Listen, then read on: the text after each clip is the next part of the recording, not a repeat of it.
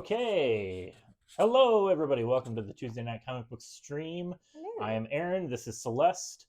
We have new microphones, so hopefully Yeah. they're working a lot better this week than the last stream. Which, to be honest, I did get a kick out of you, Celeste, having to like hold the microphone It was between a us the little whole bit time. funny. It Yeah. was. I got a chuckle out of it. But yeah, so there's a good amount of stuff releasing tomorrow. Ooh. All right, good. Jesse gives us the thumbs up. We're good. Yeah. So Celeste, what I always like to start with. The facsimiles. Yes, but we're not starting with that today. Oh. What? Instead, we are starting with we have these free previews at the Ooh. counter for this series Kea, which I have talked about pretty regularly when new issues come out. It's a series that I really like. It's kind of like a post-apocalyptic fantasy world about this like young girl and her little baby brother. Yeah, you got me And to read the first trade paperback and I loved it. yeah, it's really good. And Yeah. so the Image sent out this like 6-page preview, and it's because I think, oh gosh, I've already forgotten what issue they're on now. Somewhere in the mid to late teens. So this is like just a catch up, like on the story. It lets you know like where the story is at this point, and it's just like a free preview. So if you wanted to jump in, I believe, if I'm not mistaken, they just recently released volume 3 of the trade paperbacks, and if they're all like 5 or 6 issues each, then yeah, they're probably like around issue 18. Yeah.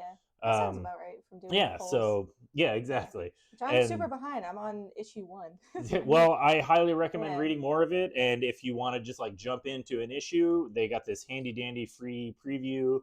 It's printed in black and white because it's cheaper. The book itself is actually really colorful, Yeah. It's a and shame it's in black and it's white I was because I was it's gonna say so that I don't colorful. want to disparage. Like, I appreciate that. That's cool. It's cool that they're putting out this free preview, and that's always, I like to see when people do stuff like that. Like, Yeah. promotion is so important for getting people to read your books, and so I understand. But also, color is so expensive to print, which is why Hmm. stuff like this, they have to do it in black and white. It's just too bad, like I say, and like you just said, because the actual book is so colorful, and the colors are like, at least a significant portion of like what makes it look so good. It's Yeah. really, really colorful and Very, very bright. very Lots of vibrant. orange and reds. Yeah, Yeah. yeah. So but I love the book a lot, so I highly recommend it. Swing in, get your free little preview to get caught up on the story, and then you can just jump right into it.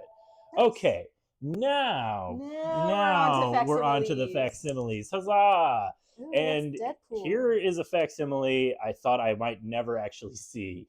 I didn't bring. I have this original issue. I didn't bring Mhm. it to compare it because there's not really much of a point. Because once you get to this era of comic book collecting, this came out in '97. This is when a lot of the industry shifted toward digital coloring and digital printing techniques. So this book, this facsimile printed in 2024, really doesn't look any different than the original version from 1997, as opposed to like the facsimiles we see that are reprints of books from the 60s. Like, the printing was so different in Okay. in the 60s and 70s and even the 80s. Just the industry, like the paper stock that they use, the printing techniques, the coloring techniques, nothing was done on computers. They didn't have them. It was all like done on What like, was that I like? know, I know, it's weird, Wild. weird to think about, but Yeah. people used to live without a computer in their pocket. That's a bummer. Just to see Aaron's favorite comic book character. Yeah, that's right. So yeah, Susie's being really funny and hilarious. This book, if you'll allow me, I'm just going to do a little bit of shameless self promotion, which is not something I really do that often. It's very uncharacteristic You of should me. do it more I should. often. That's what people tell me. Yeah. But I just recently completed a 6-page story. It's an autobiographical comic that I wrote and drew with the help of my wife Jessica. Helped ink it and illustrate it, and it's about an experience that I had with a group of Deadpool cosplayers. Because as you might know, Deadpool, for a while, now that he's wildly popular, he's a very fun character to Yeah. cosplay. Yeah. And I had a shall we say, negative experience at a comic book convention with like a dozen of them. Wow. And so you can actually, if you follow me on Facebook, you can read the comic. It's on there. I also just launched a brand new Patreon, and you can read it on there as well. You can just search my name, Aaron Walther, and you'll find it on there. See, I didn't know you did this. That's why you gotta self This I promote. know, but I just don't. Yeah. I don't know. I'm not. That's not. It's not me. But I do need to do it more. So Yeah. check me out on Facebook, Patreon, Aaron Walther, and you get to read my comic that I wrote and drew about Deadpool. And Yeah. this issue, although I didn't, this issue is not specifically mentioned. This issue, this run, this is referenced heavily in the comic because I kind of explain the history of Deadpool, the character. And if you've read the comic or if you're familiar with Deadpool's history, you know that this is the issue that really turned Deadpool into the character that he is today. Yeah, Susie says, "See, you drew a whole comic about him because you love him so much." Look, Susie, I have a long box full of Deadpool comics. It's a complicated relationship. I really, really, at one point in time, really did love the character. He's really funny. And this issue is a good example of why. It's written by Joe Kelly, who is he's a veteran of the comic book industry at this point. Art by the great Ed McGuinness, and this is the issue. This is the beginning of the comics that really turn him into the more comedic character. Like in the original previous versions, they just played up the violent assassin nature. Like he's an unstoppable killing machine, but he's also sarcastic. So the humorous nature of him, like cracking wise and quipping and stuff, like that was always present there, but it was always treated as like for lack of a better description, it's sort of like if a 13-year-old was like, what if Spider-Man was like a I don't want to say a swear word, but like extra cool. Like what if Spider-Man was cool. Like, what if Spider-Man was like the Terminator? It's like wild, because now that's how I mostly see Deadpool. He's a joke. He's a clown. He amuses me. What is it? What's the saying? Merc with a mouth. Merc with a mouth, which that's built into the premise. That was like the original. I believe that was in the first appearance or early appearances. They referred to him as the Merc with a mouth. What if Spider-Man was an edgelord? Yeah, that's a better. Thank you. That is a better description. Where it's like yeah, he made jokes, but it was always like really dark humor, and it was about how he's gonna kill people and stuff. And then Joe Kelly got a hold of the character, and again, you know what? Just again, another little bit of history. 1997 was a dark year for mainstream comic books. Marvel had just declared bankruptcy the year prior in 96. And so they had sold off a lot of their assets, and a lot of books were getting canceled, and they were still publishing because they had to figure out how to make money some way. They declared bankruptcy, which kind of absolved them of a lot of their debts, but they still needed to bring money in. So they were publishing books, and Deadpool was one of those characters where they were just like, we got to do something. Like, what's a character that we have that we can publish?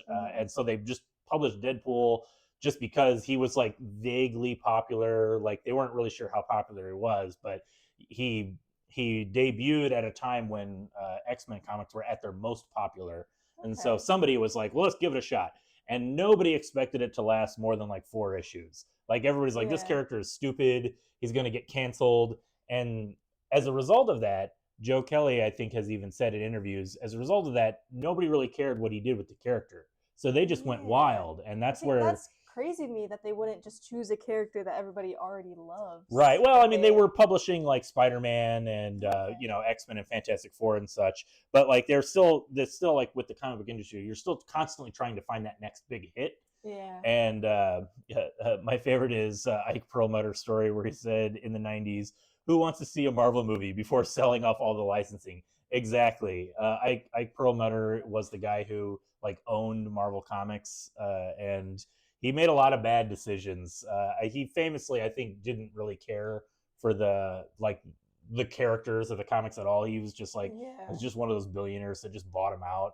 Ooh. And he's the one that's responsible for you know what? I don't want to go into rumor mills, but I think he purposely tried to destroy the X-Men brand just because of the movies. They didn't own the rights to the movies, so that's why X-Men comics were terrible for 15 to 20 years. And the reason for that, I believe, it was a personal vendetta because they wouldn't sell him the rights to the movies back, and he's just like, well, whatever. But that's kind of genius from a villain. I mean, trust me, he makes a good supervillain. But on the subject of Deadpool, like I said, like Joe Kelly has said, it just nobody cared about this book, and so they were able to just get really silly with it. Mm-hmm. And the series went on to, I mean, the character obviously went on to become super popular. I think everybody is super psyched for the new movie Deadpool 3 with Yeah. Wolverine that's coming out like next month. That's already upon us. But Yeah. you know, it all starts here. It all starts with this comic, and it's kind of just crazy to me that you had this character. It wasn't that drastic of a change, but it was a notable change, and it was just because nobody cared about him, and the creators could just like do whatever they wanted, and you know, That's awesome. the rest is Yeah. history. Like now, you have. Honestly, thank God Marvel was going bankrupt. Like, You know what? There's a lot of people that feel similarly to you. So another facsimile coming out tomorrow, and this is kind of ironic in a weird way, is Tales of the Teen Titans number 44. This is a classic issue by Marv Wolfman and George Perez. And there's two notable things about this issue. The reason it's getting a facsimile reprint. First of all, this is the issue where Robin debuts his new superhero persona, Nightwing, and he just also debuts the worst superhero costume ever designed. no, look at it. I kind of like it. It's It's like it's giving Elvis. so you know what? It's not actually the worst because I think there was a Robin costume from a few years prior that was actually the worst. It was like the worst Robin redesign ever. It's really bad. Yeah. But yeah, this is his first Nightwing costume. He's got the Mhm. high collar, It's like the something. fringe, and it is something. It really is. But it's got classic great George Perez art. Other notable thing about this issue, the collar needs to turn into a cowl, and it would be perfectly fine. You know, that's kind of true. Like I think the collar is really what makes it extra silly. Also, like this like feather thing detail here, it's just a little too busy.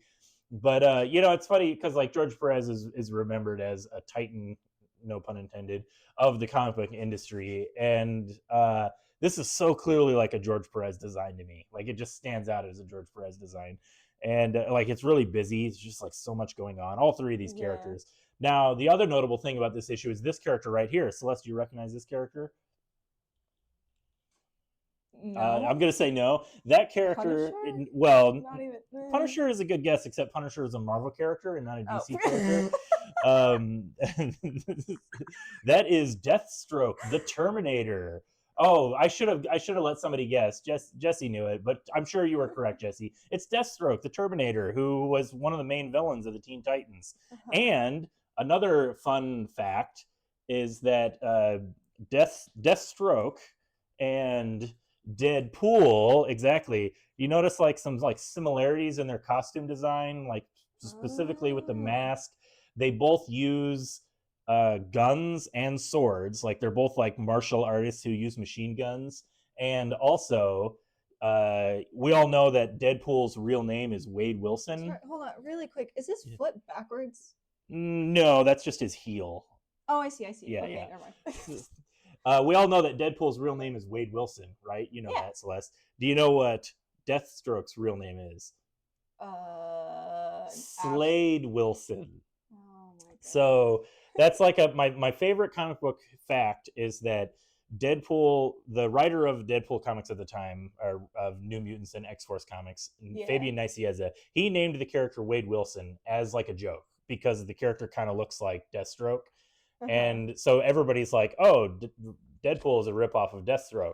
And then the other creator, Rob Liefeld, the artist who designed the character, gets really mad because he insists that he was not thinking of Deathstroke when he created the character of Deadpool. And he says he was thinking of Spider-Man. And it's so obviously Spider-Man. And I'll give him credit for that. The costume is more Spider-Man than look at the Deathstroke. eyes. Yeah. But like the role that he plays in the story, like being an assassin, like an elite assassin, that's Deathstroke's whole thing. Like he's an elite assassin. And so Fabian Nicieza just did that as a joke, and it has haunted Rob Liefeld his entire life.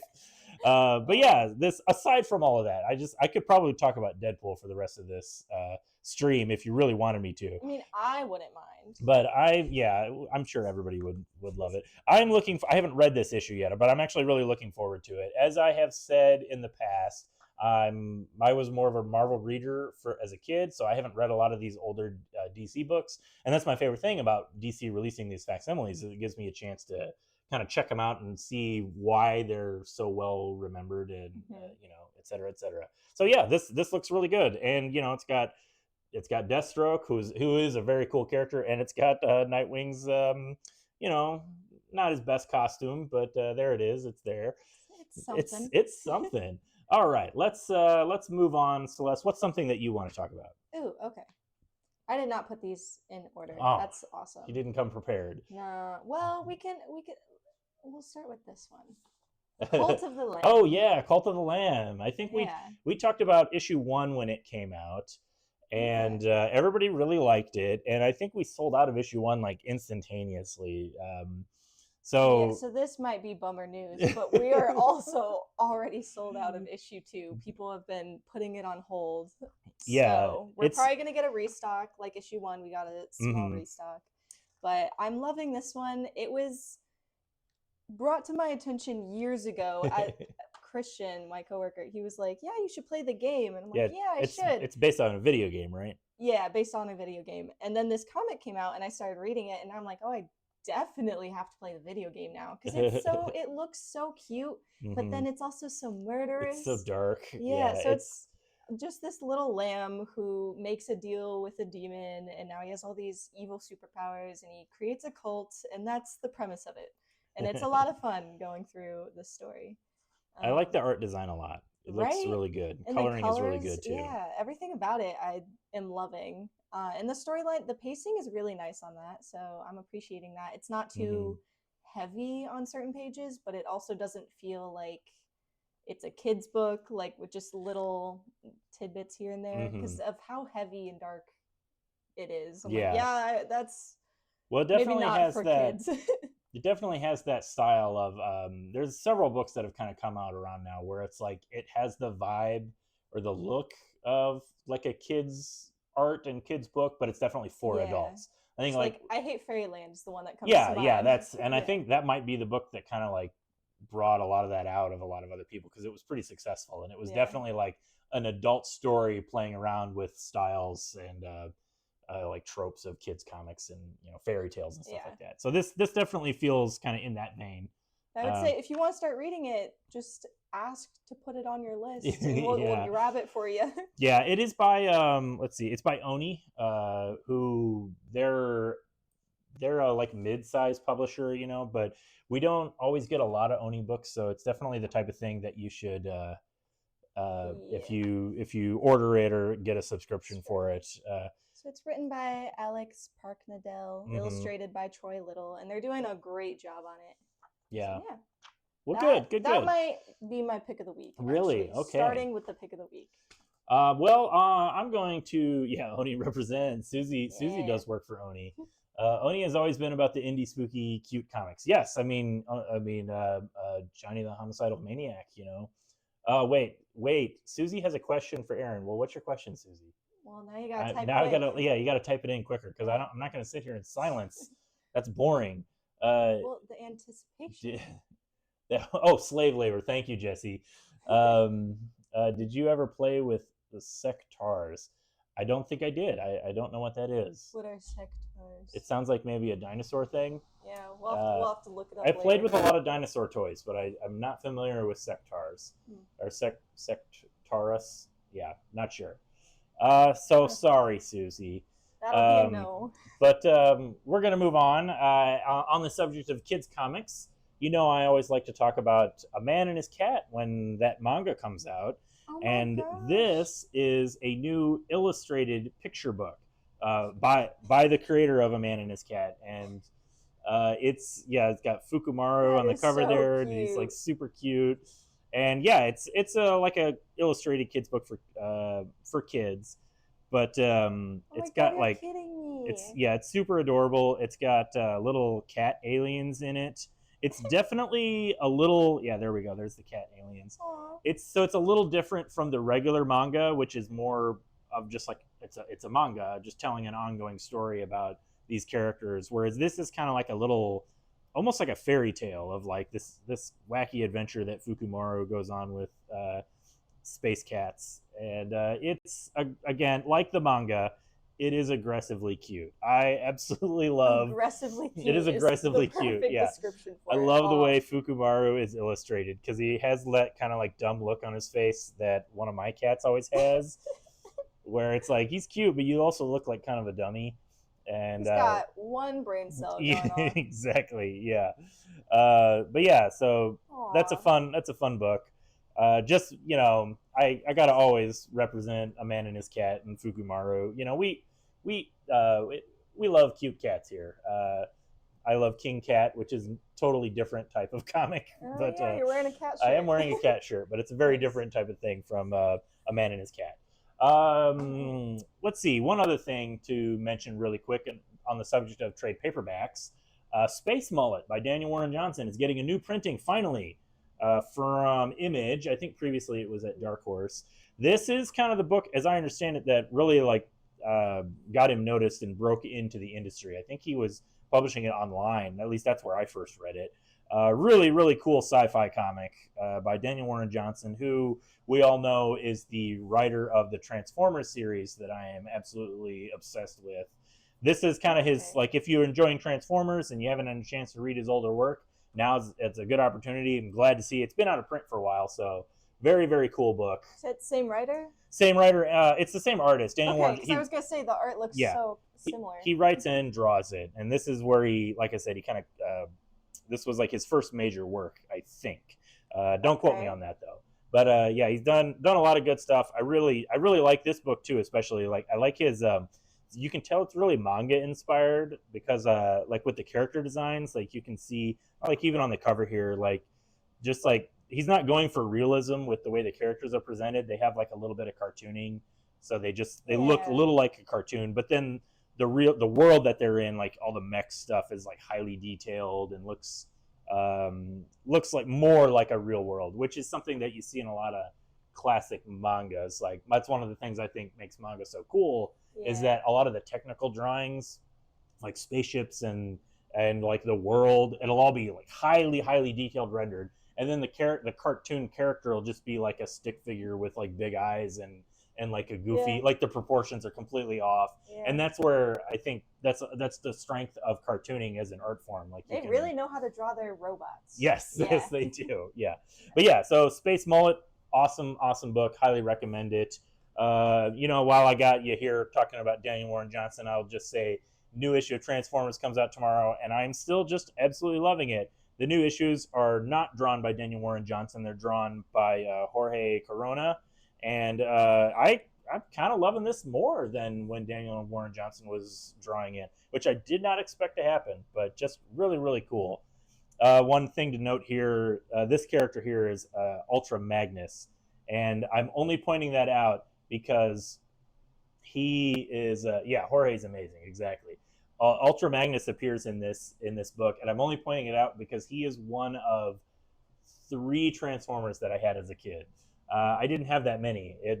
I've talked about this. I wasn't a Transformers kid, but I had Ultra Magnus and I had a Grimlock, the Dinobot. He was my favorite, and I also had Galvatron. I believe he was from the movie. I think that was a character that was voiced by Leonard Nimoy, if I'm not mistaken. But yeah, so sure, I'm gonna say you're right on that one. I have no idea. Thank you. Says, let's see, Heroes Brush Hour. Oh, I think we all know them. They're saying stream is looking good. Well, thanks, Heroes Brush Hour. But yeah, so Transformers, always cool. I got sideswiped for my birthday one year and drove him off a ramp, and then his arm fell off, and I was really sad. That's enough to make you cry. You know what? That's what happens to Transformers. They were really cool toys, but they were also kind of flimsy because, like, the core of it would be like a metal frame, but then all the transforming pieces were like plastic, and so they would just snap so easily. Transformed into. Well, like, okay, so that's like the whole point of the toy. That's where the name comes from. Robots in disguise. Yeah, but so that makes sense. Yeah. Okay. Yeah. I mean, I forgive you, Celeste. You didn't play with Transformers as a kid. To be fair, I thought those would be like the really expensive ones, and then you have the kid toys or something. Well, they were expensive. That was why I didn't have many as a kid. That's why I had GI Joes, because back in the '80s, a GI Joe, a little 3-inch GI Joe figure was like $3, and a Transformer was like $15 to $20, and those were 1980s dollars. Back then, dollar bills were like the size of beach towels. It was ridiculous. But Uh-huh. so yeah, Transformers continues to be an excellent book. Yeah. Let's see. On the subject of Jorge Corona, what else do you got by him that you read recently? Wait. Okay. Is it? No, No. uh, I have to go through this, and look at all the names. you, I it's don't right know. there. You got it.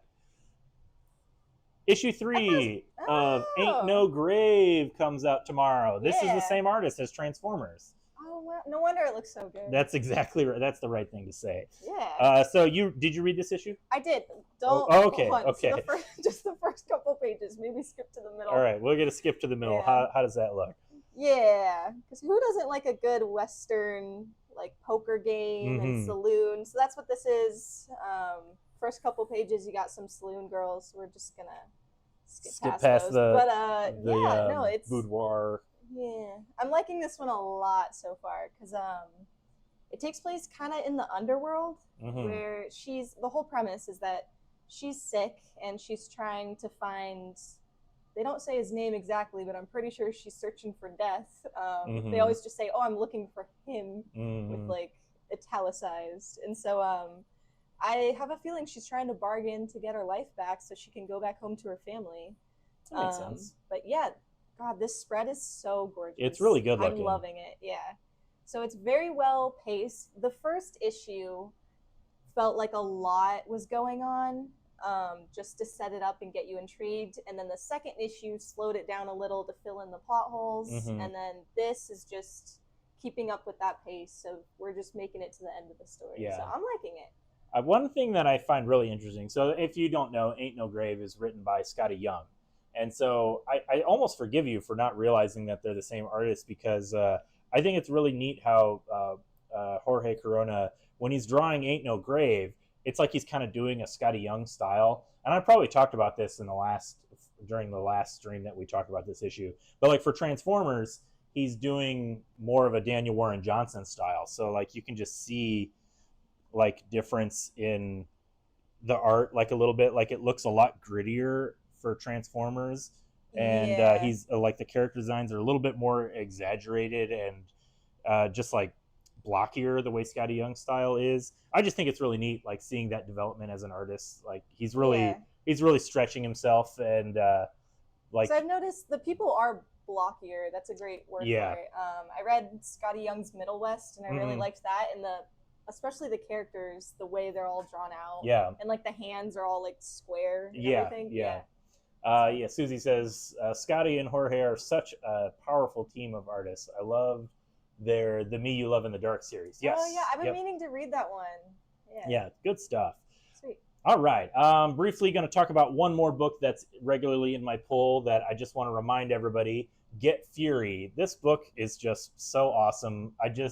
I can't not talk about it. It is The Punisher in Vietnam, and it is like as hardcore as you want it to be. It's written by Garth Ennis. Now, this is another book where I do have to be careful about which page I turn to. But one thing it's really important to mention. I really think that this book, the part of the reason I'm recommending it is because this is like an example of why people that really like Garth Ennis really like his writing. Because I think more now, especially at this current time, The Boys is so popular. Garth Ennis wrote The Boys, and so a lot of people really associate him with just like lowbrow, crass, grotesque humor, which is definitely something he enjoys. But like you can always tell like which books he's just like writing as like a joke, and like which books he's writing to be I don't necessarily want to say serious, but just like he's taking the subject matter a little bit more seriously. Yeah. And that's what this type of book is. He wrote like the definitive Punisher series back in the early 2000s, and it was part of Marvel's Max line of comics. It was completely unrated. Like this was at a time of great change in the comic book industry. They'd gotten rid of the Comic Book Code Authority, which was an association that had rules on like what you could show in a comic book. Like it was essentially like the rating system. So people realize that comic books aren't for kids. Exactly. It was around that time when get on this. I think everybody finally accepted the fact that like, Punisher's not really for kids. So they're like, why not just do like an X-rated Punisher story? And they got Garth Ennis to do it, and it's great. And this comic is I'm just being careful about which page I turn to. Although I do kind of want to show you the super violent page right here. Bam. This is such a cool Whoa. sequence. Punisher's just blowing people away. Headshot. He grabs this guy and uses him to mow down his comrades, and then uses him as a human shield. Oh my gosh. Just yeah. Like, look at the absolute terror on that guy's face as Punisher forces him to murder his comrades.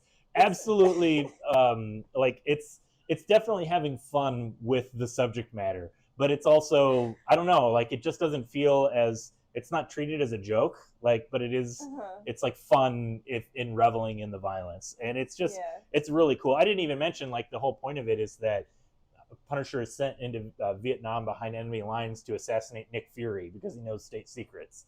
Oh, and that's why it's called Get Fury. That's why it's called Get Fury. Hey. But this issue, plot twist, some stuff happens. I'm not going to spoil it, but yeah, this is like really, really good comics. And I'm not just saying that because I like Punisher and I like Garth Ennis. I read this and it reminds me of what it was like to read really excellent comics, which doesn't happen as much anymore. Not for a Marvel character. I think I'm on record as saying I'm not liking a lot of stuff Marvel has put out lately. I know. Like the Spider-Verse. We don't have to talk about that. Do you have a Spider-Verse book you want to talk about? I think you do. Yeah, wait, actually. Whoa. All right, so we got Kid Venom here. Yeah. This is the comic that comes out tomorrow. Mm-hmm. And I have yet to read it because I was at work all day. But this was a character that debuted in not the Spider-Verse comics, but the Venomverse, I believe. And this is an issue that came out last year, maybe, called Kid Venom Origins. Was it a couple of months? I don't even remember. I don't remember either. So this issue reprinted the original short stories that appeared in Death of the Venomverse, if I'm not mistaken, and that was the first appearance of this character, Kid Venom. And so then this, that comes out tomorrow, is a new Kid Venom story, a new Kid Venom comic. And it's the same writer, so that's good. Which I liked it because it felt like I could just jump into it. And I've said that a lot about comics, and especially with Marvel and DC, when it's so intertwined where you have trouble being able to like jump into a story. But this, because it's set so long ago in the past, I can't remember when because I read this so long ago, but it was easy enough for you to just jump in. It's all new characters, a whole new story. And I was really liking it. This definitely looks like one of those like new characters. This whole book, it reminds me of Peach Momoko because it's American comics infused with like Japanese horror manga, which like they always kind of tiptoe into that region a little bit with some creators. As I said, Peach Momoko is kind of the it looks like Naruto. Exactly. Oprah Smash says it looks like Naruto. The art is definitely going for the like straightforward manga look, and it's set in Japan, if I'm not mistaken, like a feudal Japan or something to that effect. And so, look, there's Spider-Man mask. Yeah, it looks like they're. We're just spoiling this whole issue for you, Celeste. You haven't even read it yet. I wasn't looking at that one. I was looking at the old Origins to try to remember and jog my brain, because it looks like his Venom form is for the most part blue. Okay. Yeah, we can show it on the stream. Yeah. Here. So it's mostly blue, and then he's fighting this other like symbiote, and is it it's red, the Carnage symbiote? Well, see, Celeste, if you know anything about reading Spider-Man comics, Venom is black and blue and Carnage is black and red. Well, yes, obviously I know you know that. I mean, I know, but who knows if this is like the same characters? You never know. I think they're all new characters. If I'm not, they're just playing around. Yeah. It's just kind of using a lot of the ideas behind the Venom symbiote, but in a completely new setting with new characters. But this I thought was really interesting because his character can talk to animals. Ah, yes. Yeah. So well, who doesn't want to talk to animals? Right. So I'm excited. I'm going to keep up with this series. Okay. Yeah. All right. Let's see. Well, you got a couple of. Your stack is bigger than mine. I got like 3 more things. All right, pull something out. Okay. We'll do Precious Metal. Okay. So this is issue 2 that's coming out, and I grabbed it because of the art style. It is gorgeous. Can I just say I'm really upset that issue 2 of this has come out, because we talked about issue 1 when it came out, and I said, "Oh, that looks kind of interesting. I would like to read it." And here we are, issue 2 is out, and I haven't gotten around to reading issue 1. I'm just falling so far behind on my reading. but I like this Bummer. art a lot. Yeah, you said the art looked like a show. I forgot the name of the show, Mm, but I started watching it and I like the show. what you? I said it looked like a show, like a Yeah, I anime or shouldn't a have. TV I show. should not have even brought it up. I don't know. It's a show on Netflix. The They're show like on 20-minute Netflix. episodes. Okay, The animation. all right. I'll try to remember. Great But take, Celeste. yeah, my memory is so good. Looked like it's really. I don't remember saying it looked like a show, and I'm like struggling to think of what I said it would have looked like. I Oh don't my know. They gosh. were like astronauts crash landed on a planet. Oh, we did have a whole thing with this. It Yeah. was Jessica knows what it is. We watched it. Yeah. See, I don't remember the name of It's it it either. used to be on HBO Max, and now it's on Netflix. Yeah. And yeah, this is the content I come for, Celeste. That's right. Yeah. Yeah. Yeah, the one show about the astronauts stranded on the planet. It did remind me a little bit of that. No, not Lost in No. Space. It's an animated series. It's really bothered me that I can't think of it. Well, It's anyway, it's got this. like a clever name like Synchronicity or something like that, but that's not the name. Sure. It's Yeah. But this looks a lot like that. yeah, But I'm loving how I don't it's the like really textured it is, I should say. Because every little mm-hmm. like clothing piece or background cloud, it all has some texture to it, which I appreciate. Yeah, scavengers. Jessica Oh says that yeah, she's correct. the It's scavengers. scavengers. Well, I'm glad you're liking it, hmm Celeste.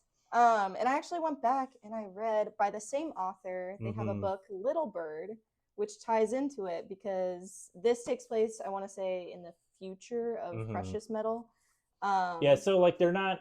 It's like two unique stories that take place in the same universe. It's not like a direct sequel or a prequel Yeah. per se. And after reading Little Bird and then starting to read Precious Metal, you don't have to read one before the other. Yeah. Because yeah, two independent stories, but they take place on Earth, like in the future. Mm-hmm. A very weird future. There's like flying people. This main guy in Precious Metal, he has like tentacle arms.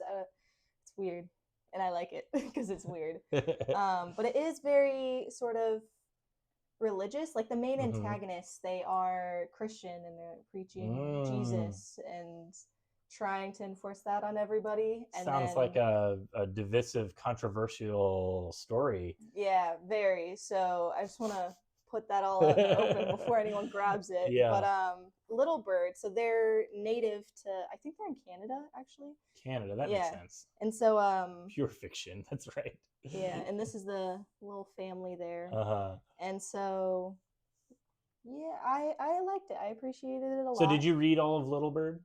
Yes. Okay, and you really liked it? Yeah, really liked it. Did it make you understand precious metal anymore from reading it?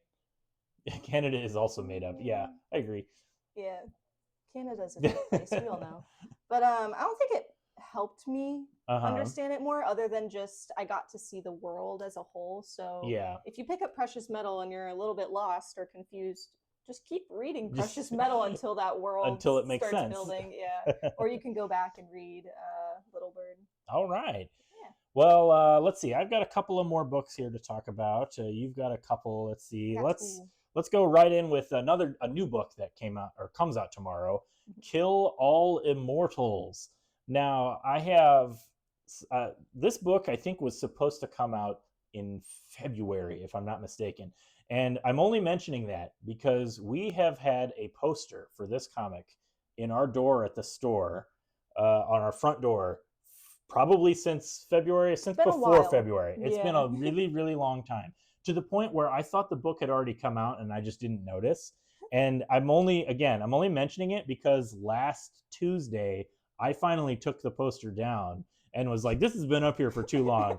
I'm going to put up a newer poster. And then literally 7 days later, the issue is here and now we can start promoting it. So, but that's just the way comic book production is. Like things get delayed and things go off all the time. It happens. But anyway, issue 1 is here. And I did read it. I'm glad you grabbed it off the wall because I didn't see it. Yeah, it's there. But I read it and I enjoyed it. The art is really nice. Ooh. It's very a pretty dark. It is. Abby would like this. Abby will like this. It's very violent. It's essentially about a family of immortal Norsemen who just kind of like secretly rule the world. and the main character is Freya, Ooh, and fun. she and her boyfriend are on the run from groups of people that are trying to assassinate them, and she also is in the family of immortals. So there's a lot of like there's a lot of secrets, Yeah. and you don't really know who to trust. It's Mm, like it's like an action thriller, I guess you could say, mhm. but like with the fantasy comic booky element of characters being immortal. Yeah. And there's a lot of just like Norse stuff, like you saw the characters like right here. You got the guy with the big hammer and an axe, Yeah. uh, and sword, and really cool Norse haircut and a beard. Yeah, it's a good book. I enjoyed this first issue quite a bit, so I'm glad we finally got it. People have Nice. been staring at this poster for a year now, and we finally have the comic. So I'm My question is, are the immortals like evil? Is that why there's people hunting them, or it's you don't the story doesn't outright tell you. okay? It's Maybe we'll find like I out. said, there's a mystery element to what's going on, and so it's Yeah. like I'll say they don't look like they're particularly good. They we do see them murdering people Okay, in the well, openings. The that's opening. you gotta see context to know who's in the wrong Exactly. sometimes. Yes. Yeah, Exactly. you never You know. never know. But yeah. So kill all immortals. I think if you like action thriller, stuff with like a little Hmm. weird edge to it, Dark and twisted. dark and twisted, I Yeah. think you will like it. It was pretty good. All right. What do you got here? What's that top um, book? this Just one. what's that one? Yeah. Okay, Moon Man. Moon Man. Yeah, so I picked this up because it looked really interesting to me. It's mostly about this guy that goes into space Mm-hmm. with his buddies, Is astronauts, this issue and 3? Yeah, issue yeah, 3. issue 3. And then there's some mystery element that goes on, like an explosion. They lost footage, and everyone is like, what happened up there? He got superpowers. Mm-hmm. So that's the main concept of the story without spoiling too much. But the company that he works for, I want to say it's Judas, Mm-hmm. but they are evil. They're not good. And there's a lot of riots going on Earth, and Mm-hmm. everyone's saying, like, speaking out against them. And so, hold on, just because I know Janus. All Janice. right. So Yeah. the company is called Janus. But yeah, this is why I picked it up. Also, is just the art style with how bright and colorful it gets every Mm-hmm. time the superpowers are used. I think that's a great way to show like what's going on in the story, and I'm liking it a lot so far. Yeah. Very So yeah, cool. Oops, I don't want to spoil the last page. right. All right. I guess we're just gonna talk about next X-Men #1. Ooh, That's right. We're ooh. going there. So, Mhm, mhm. X-Men is getting its big relaunch this month. It's been 5 years. They've been in what has been referred to as the Krakoa era. And yeah, I know this is all news to you, Celeste. But I had a rundown of the Krakoa era mhm, and mhm. how they can like reincarnate and Well, all that's this all. That's all for out like the 2 hours. Someone was talking to me for like 2 hours. window. Oh, is that right? Yeah, it's Oh, well, how lucky for you. So yeah, so that's all out the window now. So now it's a yay. reboot. It's not like rebooting the series. This is just like a new jumping on point, and they're Okay. picking up the pieces from where the last arc ended. And it's interesting. This is X-Men #1. This is by Jed McKay and Ryan Ooh, Stegman. I This see my is girl not, Magic. yeah, Magic is in this. Yeah. So you'll probably like this book because Magic is in it. I mean, Okay. it's got a lot of good characters. I might have Cyclops, to of pick it up. course. I like Beast a lot. Psylocke. Everybody loves Psylocke. Mm-hmm. I don't feel great about Juggernaut being an X-Man. They've flirted with this before, where sometimes he's a villain, sometimes he's a hero. I just don't care. Like an Like anti-hero? I don't. Yeah, kind of. Like Okay. I just like him as a villain. He's a great villain. Yeah. He's kind of a dumb guy who just has a personal vendetta against Charles Xavier, his stepbrother. He's literally just the evil stepbrother. Yeah. Is he kind Uh, of like a himbo almost? Where he's like, Not when you totally. say dumb No, guy, he okay. is kind of a dumb guy, but I don't think. Yeah, he isn't even a mutant. Exactly. She doesn't even go to this school. Exactly. He's just a He's guy.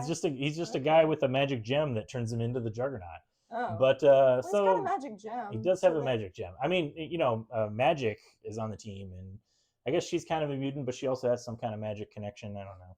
Eh. But so this book, it's a pretty solid first issue. I'll grant it. I wasn't super excited about it, but it's very difficult for me to get excited about new X-Men comics. But it Mm-hmm. does have some likable characters in it. It's got Quentin Quire, Cyclops, of course. One of the things that I didn't expect from this, and think this is why I probably liked this issue more than I expected to, is that there are a lot of callbacks and references to Grant Morrison's run on X-Men, which was called New X-Men back in 2001, 2002, which is probably my favorite 45 issues of X-Men comics ever made, was that run. Mm-hmm. And so like him, Jed MacKay, like in this new story, just kind of like making a lot of references to it, it went a long way to warm my cold dead heart, and I kind of appreciated some of it. I like, yes, like Glob. I'm kind of excited about it because I've always wanted to get into reading X-Men until I found out how confusing it can be, and Well, I this called is it quits a after that. number But one. This is a jumping yeah, on point, and it's designed to be that way. And it's a okay. pretty good first issue. It's maybe a little exposition heavy, but it just sets up everything that you need to know for like this new going forward. Like Yeah. Cyclops has his team. They've left the school. They're now in Alaska at what they call the factory, Every which time I make eye I contact with with him, Glob. I Yeah, can't. I love Glob. He's great. Glob is a character whose mutant power is kind of useless. He's literally just a big a skeleton inside of a big glob, and that's just who he is. He's just a Oh mutant. my gosh. But yeah, you got Cyclops and Juggernaut there. I like Ryan Stegman's art a lot, but I like the way he draws some characters more than others. I'm not a big fan of the way he draws Cyclops. Like he's like too young looking. I don't know. Like he's like looks Is he too not supposed to boyish. be young? He's not. I mean, he's supposed to be like in his 30s, but to Oh. me, this looks like a young 20s, almost a teenager. But I do like the way he draws Beast. He's kind of Yeah. like Look at going that. for the classic like 70s version of Beast. Mm-hmm. Back when Beast was in the Avengers, and when he would show up in the X-Men, those old issues drawn by John Byrne. This is how John Byrne would draw him, with like the heavy shadows around the eyes. And they kind of went with a similar thing with Nightcrawler, where on the surface they look just kind of evil, just like naturally scary, but they're also really genuinely nice and friendly characters, and they're fun characters. And that's Yeah. that's always a fun, like, that juxtaposition is always a fun thing. So I do like the way he draws Beast. It just, to me, it just rings true to the classic version of the character. But yeah, there's a lot of different X-Men. Magneto is in it, and I Oh. think that's where my interest in this story kind of like started to wane, because I'm kind of sick of the way Magneto gets used in modern X-Men comics. And I will spare you my speech about how Magneto is a villain and he'll always be a villain, and no matter how you try to rehabilitate him, it's just not going to work. But I guess I just gave it. So Yeah, that was the speech. yeah, that was pretty. Short and That was sweet. the cliff notes to it. That Yeah. was the bullet points. But yeah, so it's Magneto's here, and he's I can't tell if he's like in charge or not. I don't think he is. I think Cyclops, like, it's his team. But yeah, it's Oh, wait. He's not a villain in this? no, Magneto's not a villain. Like, he's on the Oh. team. Oh. Yeah, exactly. Well, So it's a redemption arc, maybe. that's Magneto's like permanently stuck in this redemption arc, because it was a good story the first time they did it Mhm. in the late 80s, and then all new writers want to just like turn him into a villain again, because he'll never truly be redeemed. Like, he was a terrorist who murdered people, and Yeah. then it's like, but so he's like constantly stuck in this almost good, but still kind of always going to be a bad guy, but then almost good again. And I just think they need to give it a rest, especially after the period, all the stuff that happened in the Krakoa era, which, maybe since you don't know anything about it, it won't bother you. But yeah, so yeah, this is going to sound like almost a backhanded compliment, but I didn't hate it. So I'll probably like check out issue 2. I don't know if I'm not like super excited about it, but it was, as first issues go, could have been a lot worse. And I'm gonna give it a shot. yeah, I'll read it. Yeah. again, I think you should. I think you will like it. Yeah. Just like going in with fresh eyes. Like, don't trust anything I say about the X-Men. I have so much. I have like 30 years of baggage. baggage when it comes to reading X-Men. Oh, So just trust yourself on this one. Check okay. it out. I think it functions well as a first issue. I think that's an Nice. important thing. Okay, what's I think that was the biggest thing to talk about. I'm gonna. What are you talking about? Oh, we got This is the monsters. biggest thing. Ooh, monsters are my business. So I picked it up because of Cuddles over here. Cuddles, Just the koala the sweetest looking koala covered in blood with a with chainsaw. a chainsaw. But yeah, so this is issue 4, which I believe is the last issue. Mm-hmm. And I think they did a great job wrapping it up, but the story is unfinished. So this is like chapter 1 is being Right. completed. So I'm excited to see where it goes from here, but lots of big things happen in this issue. I don't want to spoil anything. Yeah, and a lot of mysteries that were showing up in like issue 1 Look at finally that! get. Look at that cute monster. Yeah, It's pretty he's like a mix between a snail and a horse. Like he's got a little snail butt. You might say he's that's- a snorse. a snorse. Yeah. But let me see if I can find him. Yeah, so that's his butt. It's like covered with covered eyeballs. in eyeballs. Ew, gross. Yeah, he's a cutie. And then he gave himself a name in this issue. Ah, But yeah, because he didn't have a name before. He was just seen as like a monster. it's because he is a monster. Well, yeah, kinda, just a yeah. little bit, but like define monster. He's a sweetie. But yeah, so I like this issue a lot, and I'm gonna keep reading it when it keeps coming Hopefully, out. yeah, hopefully they do more. I think it's done well. I think I said in previous streams that this book is written by Cullen Bunn, who's in the St. Louis area, so it's always nice to see local creators doing well. Yeah. Oh, but just like a recap, it's Yes. mostly about how the world that we live in, some people summoned monsters because they're idiots. So all these like demons and monsters were plaguing the earth, and they were just trying to find a way to unsummon them, I guess, and get to the root of the problem. And so this is our main character in the middle here, Like and the Viking biker. yeah, and he actually joined like a monster biker gang at some point. It's a long story. That's well, it's at least 4 issues worth of stories. It's a 4-issue story. But yeah, I liked this one a lot. So. Well, good. On the subject of monsters, I have one more issue just to mention: Savage Sword of Conan. Nice. I wasn't even sure if I was going to talk about this, but you know me, I love Conan. This is such a cool cover. Right? This Conan with this werewolf. This is a pretty nice comic. Got a story written by Frank Thierry, who just pointless, useless knowledge for you. Frank Thierry wrote some Deadpool issues that back in the early 2000s when I was reading the series. He's one of the guys who took over after Joe Kelly. Nice. And art by Kerry Nord. Really good looking book. But it's Conan versus werewolves. And not to spoil anything, but Conan kind of becomes a werewolf. Whoa! And so yeah, you say not to spoil, but that's the first. That's couple like pages. It's the opening. Yeah, it's like the opening segment. Exactly. So Conan the Barbarian turns into a werewolf, has to remove the curse.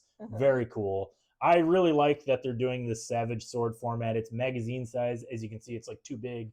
Doesn't even fit in the stream camera, but looks cool. Printed on like newsprint and this nice black and white. Like get that like nice tactile, like classic comic book. Yeah, awesome book. So wait, that spread was really cool. The werewolf horse howling at the moon. Yeah, there it is, right there. Yeah. Boom. Nice, beautiful looking art. Yeah. So you know what? I know Conan is like a very, like you're either into it or you're not. But I do highly recommend Savage Sword of Conan. Also, Conan the Barbarian. Like they're both really good books. But I like that Savage Sword is kind of keeping the old tradition alive of the magazine Conan books, because that was the thing back in the 70s. Marvel would publish the regular Conan book, and then they would publish the Savage Sword of Conan, which was magazine size and it was more mature. Since it was a magazine, they could kind of get around the Comics Code Authority stuff. Oh, that's genius, actually. Yeah, I mean, we talked about it. Like, that's what Mad Magazine did. Mad was Mad Comics, and then the Comics Code Authority came in and said you can't put, attractive women or gangsters or violence. And so they're like, well, we're just going to change it to a magazine, and we can do whatever kind of comedy we want, make it as obscene as we want. And that's what they did. And so yeah, Marvel kind of had a similar thing going on with Savage Sword of Conan. It was a little bit more mature, had these awesome painted covers, and so Titan Comics is keeping the tradition alive, and I really really appreciate that. So yeah, Nice. that's everything that I have to talk about this week. Thank you everybody for Wow. tuning in to the stream. Like our friend Dan says, everybody should read comic books. There's a book out there for everybody. We just want people enjoying the fine art of comic book storytelling. So swing on into Fantasy Books and Games, pick up some comics. If you can't get them from us, get them from somewhere. But you should definitely get them from us because you get to come in and talk to me and Celeste about comics. Because Celeste, she will totally stand there and listen to you for 2 hours as you tell her about the Krakoa era of X-Men. She loves it. Well, as long as there's no one in the store. Okay. If there's nothing else to do, sure. All right. Well, thanks everybody for tuning in. We'll see you next time. Bye. Bye. Happy Tuesday. Yay.